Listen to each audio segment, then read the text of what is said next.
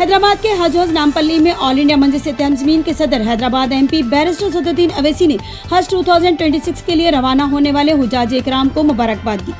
اپنے پیغام میں بیرسٹر صدرالدین اویسی نے کہا کہ صبر اور احتیاط کے ساتھ حج کو مکمل کرے۔ انہوں نے تمام حجاج کے لیے دعا کرتے ہوئے کہا کہ اللہ تعالیٰ ان کا سفر آسان فرمائے اور ان کے حج کو قبول کرے۔ یہ پیغام حیدرآباد کے حج ہاؤس میں دیا گیا، جہاں حج کی تیاریوں کا سلسلہ جاری ہے۔ حج 2026 کے لیے حیدرآباد سے حجاج کی روانگی کا عمل جاری ہو چکا ہے، جبکہ انتظامیہ نے تمام ضروری انتظامات مکمل کرنے کا دعویٰ بھی کیا ہے۔ آئیے اس کی رپورٹ ہم آپ کو دکھاتے ہیں۔ اعوذ باللہ من الشیطان الرجیم،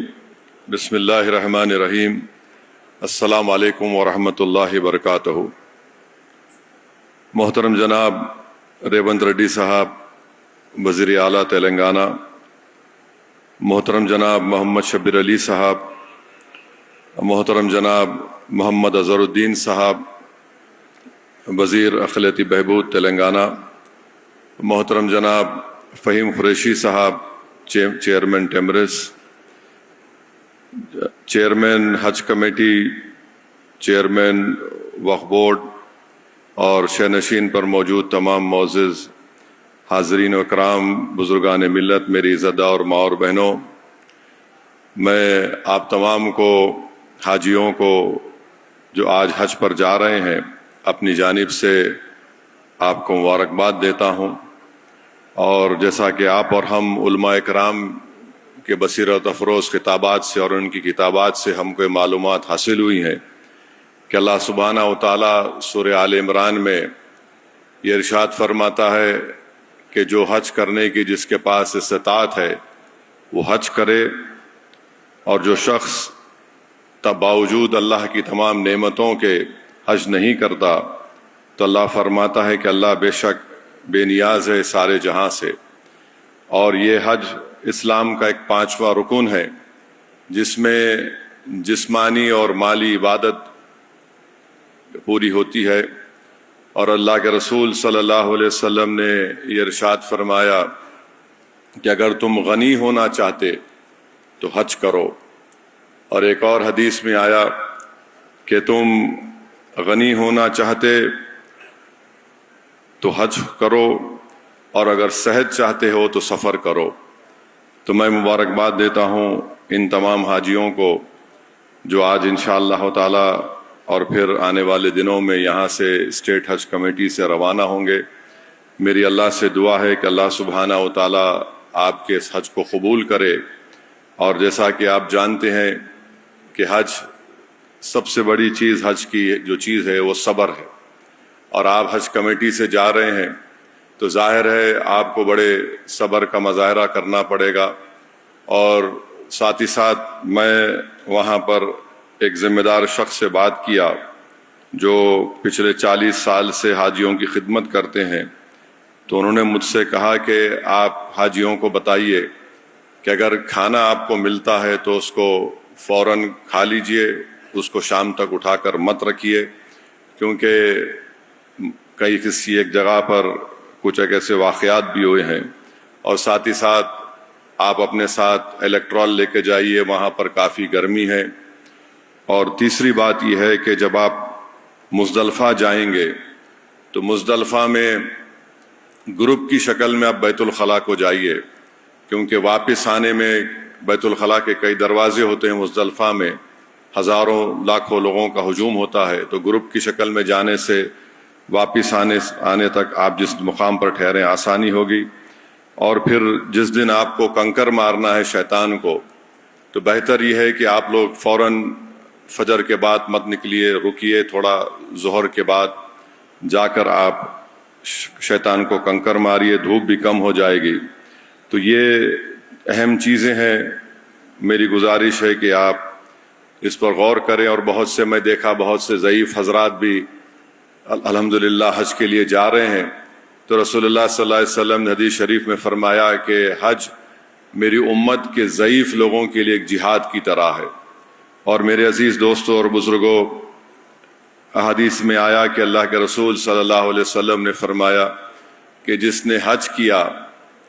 اور پورے حج کے تقاضوں کو پورا کیا تو وہ ایسا نیک ہو جاتا ہے جیسا ابھی اپنی ماں کے پیٹ سے پیدا ہوا ہے۔ حدیث شریف کے الفاظ بھی یہ ہیں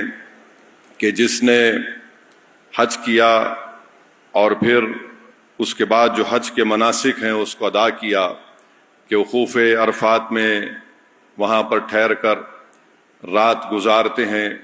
اور پھر نماز مغرب اور عشاء ملا کر پڑھتے ہیں. حدیث میں آیا کہ رسول اللہ صلی اللہ علیہ وسلم نے فرمایا کہ اللہ اپنی شان کے مطابق فرشتوں سے کہتا ہے کہ دیکھو میں ان پر فخر کرتا ہوں. اور حدیث شریف میں آیا کہ جب آپ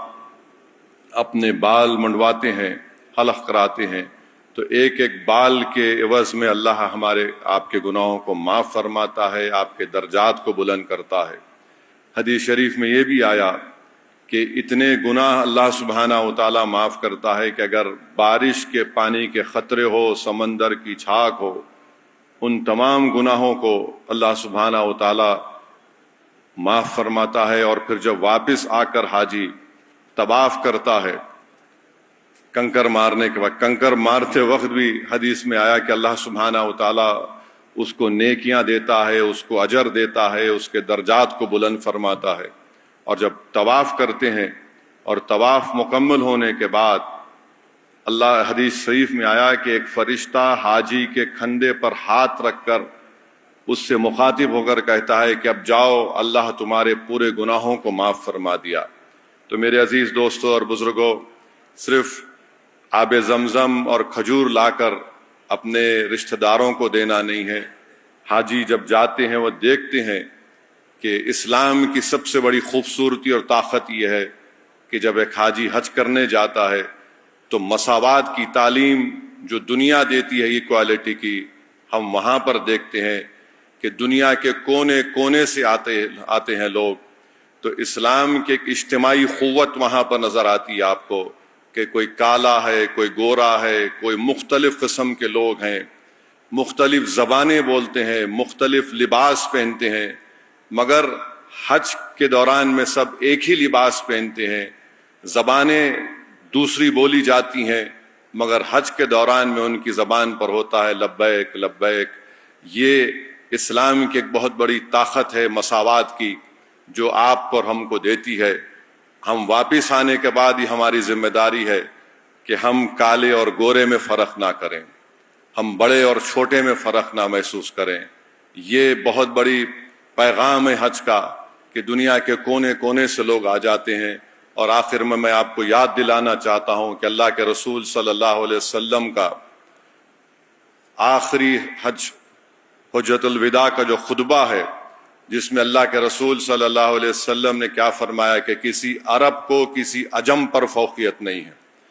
کسی عجم کو کسی عرب پر فوقیت نہیں ہے سوائے نیکی اور تقوی کی بنیاد پر. اور اسی خطبے میں اللہ کے رسول صلی اللہ علیہ وسلم نے فرمایا کہ اپنی بیویوں کی عزت کرو، خواتین کا خیال رکھو. یہ امانت کا لفظ رحمت اللہ عالمین صلی اللہ علیہ وسلم نے استعمال کیا. تو امید کرتے ہیں کہ ہمارے حاجی جب واپس آئیں گے حج کر کے وہ ان تمام چیزوں کا لحاظ رکھیں گے، اپنی زندگی میں ایک انقلاب کو برپا کریں گے. اور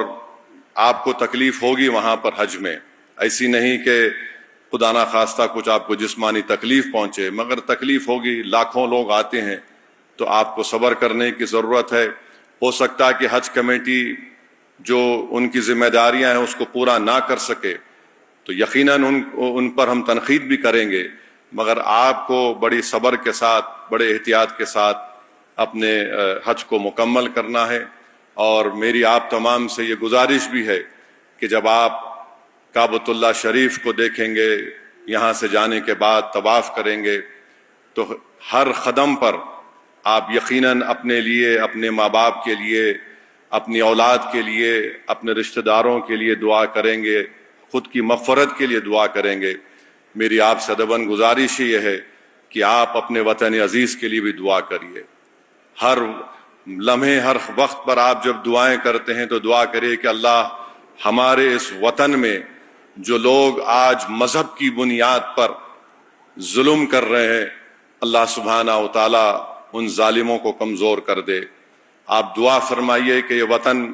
جو ایک باغ ہے، ایک چمن کی طرح ہے، جہاں پر ہر پھول کو کھلنا چاہیے. اگر کوئی اس چمن کو برباد کرنا چاہ رہا ہے، تو میری آپ سے گزارش ہے کہ اپنی دعاؤں میں بھارت کی مضبوطی کے لیے، یہاں پر امن اور بھائی چارگی کو عام کرنے کے لیے، اور جو لوگ اس ملک میں فاشزم کو آگے بڑھانا چاہتے ہیں، آپ دعا فرمائیے۔ آپ اللہ کے مہمان ہیں، حاجی اللہ کا مہمان ہوتا ہے، ضیوف الرحیم کے نام سے آپ کو پکارا جاتا ہے کہ اللہ کے مہمان ہیں۔ آپ اپنی دعاؤں میں وطن کے لیے دعا کریے، آپ ہماری ریاست تلنگانہ کی مضبوطی کے لیے، اس کی ترقی کے لیے، یہاں پر جو اکنامک گروتھ ہو رہی ہے اس سے کئی غریبوں کو فائدہ بھی ہوا ہے، تلنگانہ کی خوشحالی کے لیے، تلنگانہ کی ترقی کے لیے، اور تلنگانہ میں پورے ملک میں اگر چند مقامات ہیں، بلکہ ایک اگر فرقہ پرستی کا ایک سمندر بڑھتے جا رہا ہے، تو ایسے چند جزیرے ہیں جو آج بھی ایک امید کے کرن ہے، جو بھارت کی اصلی سوچ تھی وہ آج ہم کو نظر آتی ہے تلنگانہ میں، تلنگانہ کی ترقی کے لیے، تلنگانہ کی مضبوطی کے لیے۔ اور اس ریاست میں ایسے لوگ جو مذہبی منافرت اور مذہبی نفرت کو پھیلانا چاہتے ہیں، اللہ ان کو ناکام کر دے ان کے سازش میں، اور دعا کریے کہ چیف منسٹر جناب ریونت ریڈی تمام مذاہب کے لیے کام کریں، کیونکہ ان کو اللہ نے ایک موقع دیا، ان کی بڑی جدوجہد اور تکالیف کو ان کو اٹھانا پڑا۔ ہم بھی ان سے مخالفت کیے تھے، وہ بھی ہم سے مخالفت کیے تھے، مگر آج ان کو اللہ نے ایک موقع دیا ہے عوام کی خدمت کرنے کا، کہ تلنگانہ آباد رہے، شاداب رہے۔ اور جب آپ مدینہ شریف کو روانہ ہوں گے تو گنبد خضرا کو دیکھ کر، اور مدینہ شریف میں جب آپ حاضر ہوں گے تو اس گناہگار کی طرف سے بھی اللہ کے رسول صلی اللہ علیہ وسلم کو ہمارا سلام پہنچائیے، اور دعا کریے میری مغفرت کے لیے بھی، کہ ہم جو کام کر رہے ہیں اللہ سبحانہ و تعالیٰ اس میں ہم کو کامیاب کرے، ہمارا خاتمہ ایمان پر ہو، بلکہ ہمارا خاتمہ بحیثیت شہید کی طور پر ہو جائے، تو میں یہ سمجھتا ہوں کہ دین اور دنیا میں کامیابی ہم کو ملے گی۔ بہرحال آپ کو حج کا سفر مبارک ہو، اللہ آپ کے حج کو قبول فرمائے، حج مبرور ہو آپ کا، اور اللہ آپ کو خیر خوبی سے اور پورے اپنے حفظ و امان میں اللہ سبحانہ و تعالیٰ آپ کو واپس لے کر آئے۔ اور حج کی تعلیمات پر، حج میں جو آپ جس رویے سے رہیں گے اپنے ماں باپ کے ساتھ، اپنی بیوی کے ساتھ، اپنی بیٹیوں کے ساتھ، وہ خاص اس کا خیال رکھیے۔ چھڑ پڑنا یہ سب انسان ہے، مگر صبر کرتے رہیے، اور خاص طور سے اگر جو حضرات بیوی کو لے کے جا رہے ہیں، یاد رکھیے ایسا یادگار سفر رہتا ہے کہ اگر حج کے دوران میں اگر آپ اپنی بیوی کو تنگ کریں گے تو واپس آنے کے بعد بیوی آپ کو سکون سے نہیں رہنے دیتی، تو احتیاط کریے۔ اور میں دیکھا ہوں لائٹر وین میں چیف منسٹر بھی اپنے گھر میں کچھ اور رہتے، باہر کچھ اور رہتے، یہ سب ہمارا یہ ایک ہی ہمارا معاملہ ہے، گھر میں ہمارے کو احتیاط سے رہنا پڑتا، باہر جا کے ہم یہ تمام باتیں بے باکی سے کرتے ہیں۔ بہرحال آپ تمام کو مبارکباد، اور دعا کرتے رہیے ہم تمام کے لیے، ہمارے لیے، سب کے لیے، کہ اللہ سبحانہ و تعالی ہم کو ہمارے نیک مقاصد میں کامیاب کرے، آپ کی سیاسی قیادت کو اللہ پورے ملک میں مضبوط کرے۔ وآخر دعوانا الحمدللہ رب العالمین۔